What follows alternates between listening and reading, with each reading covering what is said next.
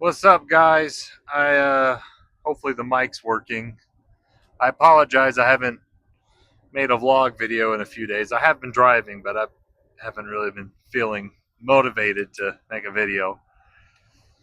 I'm here in Carlin, Nevada right now, at the 1-9, taking a half-hour break, and they've been doing some pretty good adjustments. Not adjustments. They've been doing some building here. They just opened a Love truck stop that wasn't opened. I was here 3 weeks ago. That wasn't open 3 weeks ago, and I think they're building a TA here as well. They're building something else, another blue truck stop. I'm assuming it's a TA because it's got that weird fin thing that all the TAs have. But yeah, they need it because this truck stop in Carlin, this is where all the LTL guys meet up for their swaps, and this is where I meet up too when we do the swaps. Um, yeah, there's like 10 FedEx triple sets here, and the parking lot is horribly congested, so I'm not going to stick around here for too long. But anyways, I wanted to rant. This video is probably going to be a little bit of a rant. So if you want, hopefully my phone's not shaking too much. If you wanted a trucking vlog, this one's probably not going to be a trucking vlog. Um, before I start this rant, I just want to say I am actually very pro freight broker. I am a big supporter of freight brokers. I have a lot of freight broker buddies. I have some good contacts that are freight brokers that give me some pretty good loads. So I don't want this to come across as like I hate all freight brokers, because I don't. I have a lot of good buddies that are freight brokers, and I'm actually against the broker transparency thing everyone talks about. I don't think that would actually improve the trucking industry. But that's not really what I'm talking about. We're sitting with my fleet. I do about 50% direct customer and 50% freight brokered freight. I'm probably doing 10 to 15 brokered loads a week. Um, but I had a pretty bad experience with this freight broker right here, Great Lakes Transport. Uh, Man, yeah, we had a pretty bad experience this morning with a load that I booked 4 days ago. Actually, 5 days ago, because today's Tuesday. I booked this load on Friday last week, and it wasn't even that good paying of a load. It pays like $1.50 a mile. I mean, round trip, it works out for a round trip, but this was the load home that I already had booked and planned for my driver to take, because he needed to pick up another load and go right back up to Washington the next day, tomorrow. So I needed to get him home today. And anyway, so I booked this load at a reduced rate from this broker that I've never worked with before.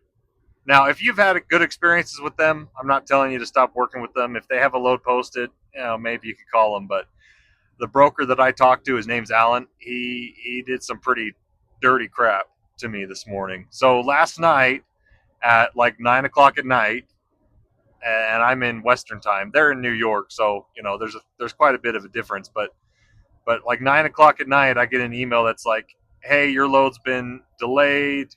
We're gonna have to remove you from net for now." And I'm like, "Okay, whatever. That sounds fine." And I was already a little bit suspicious because I looked on the load board and they had it reposted. Like, they posted the load a couple times, and I was like, "Hey, you have this load posted still? What's going on?" He's like, "Yeah, we got one for Wednesday and Thursday. We got a lot of these loads." I'm like, "Okay, that makes sense. Whatever. You have a lot of these loads." This was before he said he canceled it.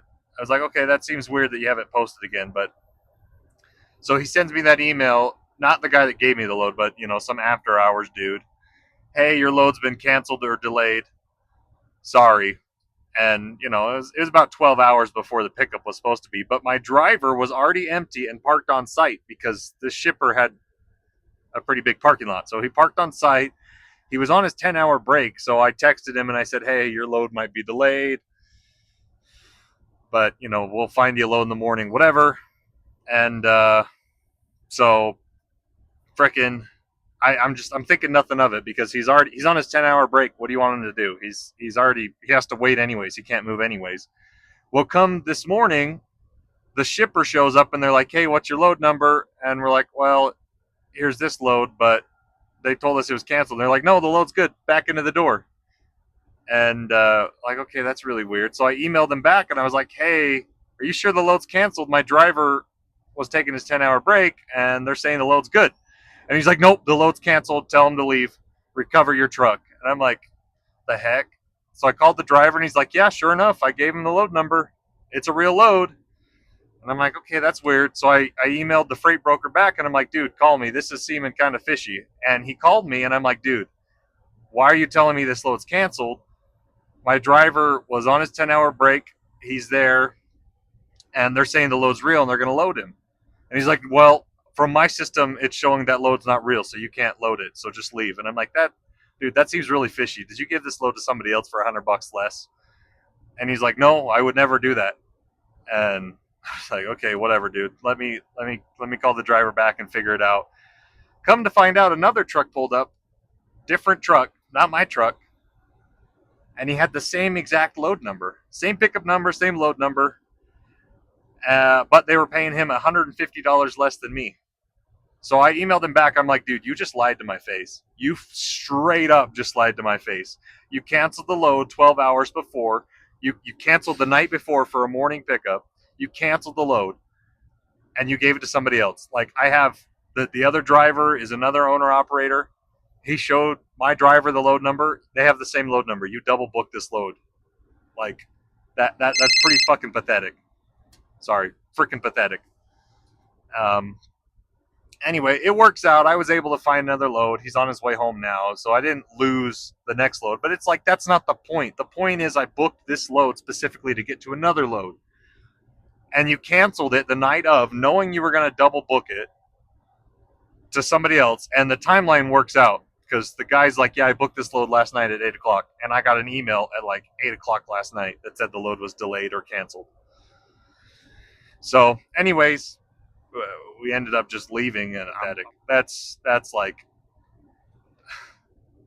that's ridiculous. Why would you, for $100, you lied to my face? Your integrity is worth less than $100. You know? Yeah, I guess you could cancel the load, but again, that's not the point. And I know this happens all the time. I'm not surprised, but I mean, this freight broker, they seemed like a good brokerage. They've got a nice app. They've got a nice system. He replies really fast to emails, but after I said, "You lied to me," he's not responding. He's not answering my calls. But yeah, Alan from Great Lakes Transport Solutions. They're out of New York. So, if you get a load from them, great. If they're good to you, great. But that was pretty pathetic. That's stupid pathetic. I can't. And again, it normally I would have been like, whatever. I'll tell the driver not to show up. But he was already on site when they sent me that email. He was already waiting for the load the next morning so he could run it straight through. And I'm not going to tell him to leave. He's on his break. Why would I make him leave? He's on a 10-hour break. So, anyways, yeah, work with them if you want. I don't really care. That's pretty freaking pathetic. Um, so, yeah. But like I said, I'm pro freight broker. I have a lot of good freight brokers that I work with. I don't have any freight guard reports on my record. I have it clean. I don't have any cargo claims. I don't have any of that crap on our insurance. So, if I get a claim, I mean, I could have been a lot meaner to the guy. I was actually pretty nice to him, I think. I mean, I did tell him though. I was like, "Are you lying to me?" And he said, "No, I'm not lying to you." And then afterwards, I said, "I know you're lying to me because I have proof." But I mean, I didn't steal the load, and I doubt he would file a freight guard report on me because I didn't do anything wrong. The driver was already there, so whatever.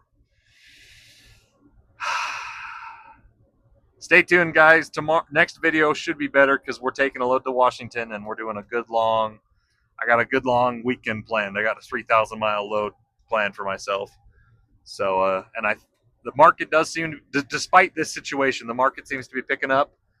And I was actually able to get all my drivers booked out for the rest of the week, except for one, but he's off until Thursday. So Friday I'll look for him for a weekend load, but everyone else is booked out. So I think we're doing pretty good. The market seems to be getting better, and so stay tuned. We'll see you in the next video.